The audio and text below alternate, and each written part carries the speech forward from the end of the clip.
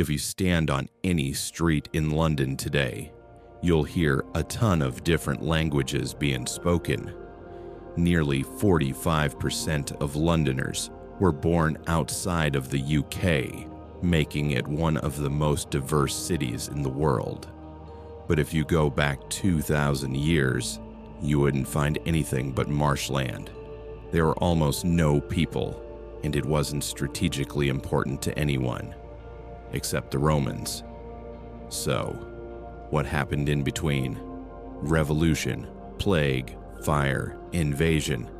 London started as a small trading post and eventually became the heart of an empire, a city that was destroyed and rebuilt with stone.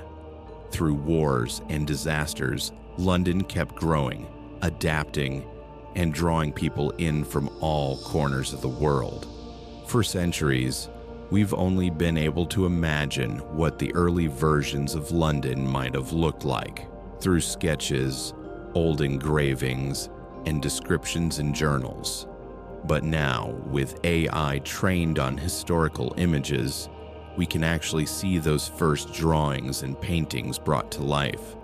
The cobblestones, the crowds, the smoke rising from medieval chimneys. Let's go back to where it all began. In 43 AD, 4 Roman legions land on the coast of Kent and start moving inland. They need to find a place to cross the Thames, somewhere to build a bridge and set up supply lines. They find it here, at the river's lowest crossing point.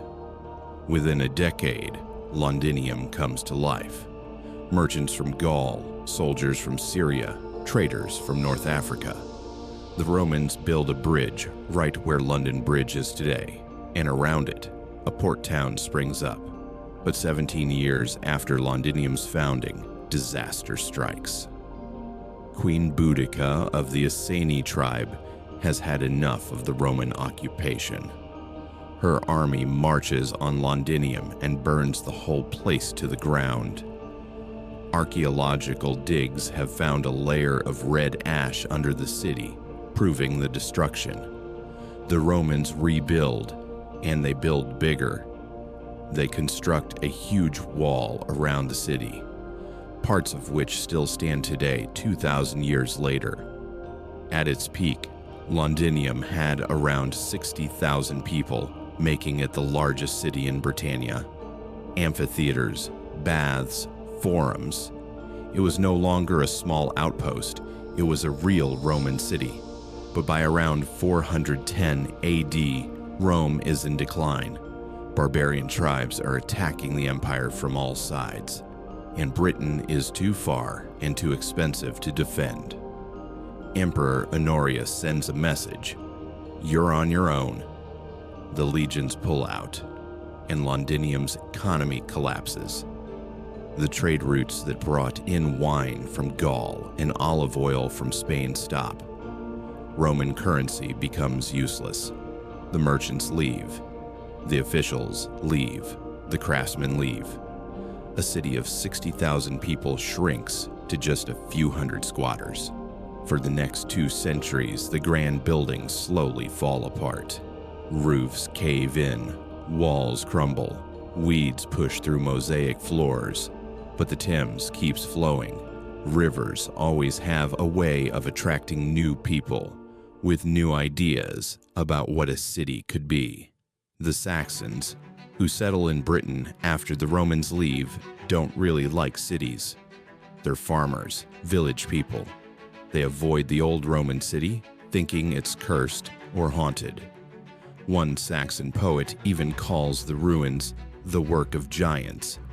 They can't imagine how normal people could have built such huge structures. So, around the 680s, they set up a new settlement about a mile west of the Roman walls. They call it Londonvik, London Trading Town. This is where Covent Garden and the Strand are today. If you're sitting in the Royal Opera House watching a show, you're actually sitting right above Saxon London. By the early 700s, goods start flowing in from all over. Amber from the Baltic, millstones and wine jars from the Rhineland, pottery and metalwork from France and Germany. At its peak, London Vic might have had 8,500 people living there. It wasn't huge by Roman standards, but it was thriving. But then the Vikings show up. Starting in the late 8th century, Norse raiders keep hitting the settlement. These aren't just quick raids anymore. They're coming up the Thames in force. In 842, they sack London Vic completely. They do it again in 851. Finally, King Alfred the Great has had enough. In 886, he retakes London from the Danes. He does something smart. He abandons London Vic and moves everyone back inside the old Roman walled city, which is easier to defend. He repairs the ancient walls, digs new defensive ditches, and the city becomes known as Londonburg, London Fortress. London Vic gets left behind and eventually takes on a new name, Elvic, the Old Settlement.